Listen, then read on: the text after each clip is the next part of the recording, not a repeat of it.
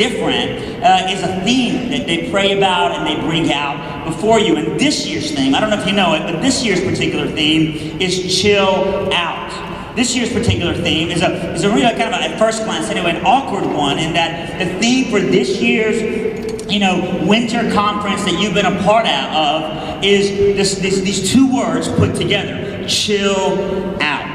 Now, at first glance, you hear that and you just think, man, how is that a Christian theme? How is it a Christian theme that somebody would want me to chill out? I thought chilling out sounds like, being indifferent or just kind of like being lazy. But really, the biblical word for chill out is something that's the opposite of being indifferent, the opposite of being careless, the opposite of being someone who's completely at a place where they're just kind of sitting back and they don't really give a rip. The idea of chilling out biblically is this word called rest.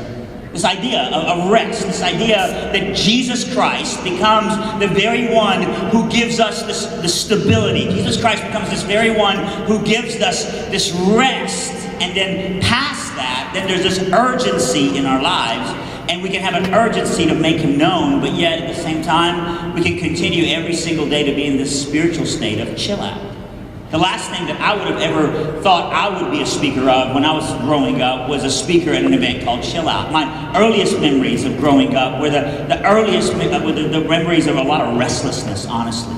If chill out is ultimately about rest, I gotta tell you, the earlier years of my life were the opposite of chill out, were the opposite of rest. They were the most restless years in my life.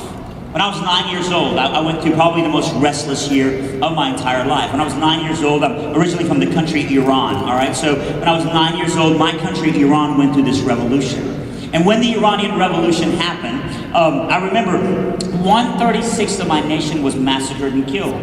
When 1/36 of your nation, think about what that would mean in America. If 1/36 of Americans just disappeared within a year content. When 1/36 of my nation was massacred and killed, and the Ayatollah Khomeini and his religious zealots took the streets, and religion took over my nation, and people began to get just killed left and right, the last thing that my life was about was chill out.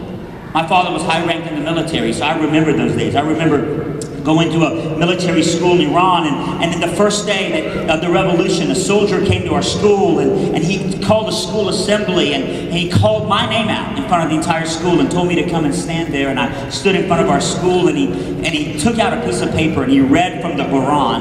And after he read from the Quran, he said, "I don't want to do this, but I have to." And he dropped the piece of paper, took a gun out of the holster, put it in my head, and said, as an act of worship, he needs to take my life. The last thing you're thinking about at that moment is chilling out. The last thing that comes to your spirit is rest. And I remember thinking, is this guy really serious? And the school principal got between me and the gun and said, "Please don't do this. Come back another time." And for all I cared, the brother didn't need to come back another time, And I went home and I told my dad what was happening. And the last thing that my father felt was chill out. I've seen my dad cry 2 times my whole life, and that was the first time. He sat me on his lap, started to cry, and he said, "Son, don't worry. The guy with the gun's not going to get you. This revolution's going on in our country. They're killing everybody who's anybody in the old army. And I happen to be a big deal in the army, and so they're coming after our entire family." But he said, when they come back for us, when they come back for you, we're not going to be here. Before we could even begin to really implement our escape plan, soldiers 2 days later came to our house. And I remember my mom hanging onto the leg of one of the soldiers as they were dragging my father out of our home. And these soldiers were pushing my dad out. And my mom kept yelling out loud to the soldiers, "Please, just kill him quickly. Just kill him quickly." And the last thing you feel when your mom is begging soldiers to kill or execute your father quickly is chill out. I went home that day. After they took my dad out, I got my mom in the kitchen and I asked her, I said, "Mom, well, why were you begging these soldiers to kill Dad so quickly?" And she told me, she said, "Well, they took your father's best friend to the same park that they are taking him to right now.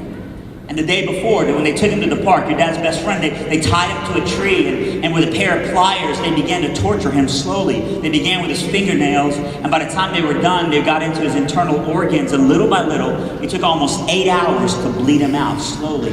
And I remember my first memory ever of prayer being in that kitchen, grabbing my mom's hand and just crying, and my mom praying out loud, "God, let him die quickly and not be slowly tortured." Can I tell you, the last thing you're thinking about at that moment is chill out. The last thing that you're feeling at that moment is resting. But that day, my dad came home and he said they've given me one more week, and when they come back for me in a week, we're not going to be here. And we began to really implement our escape plan.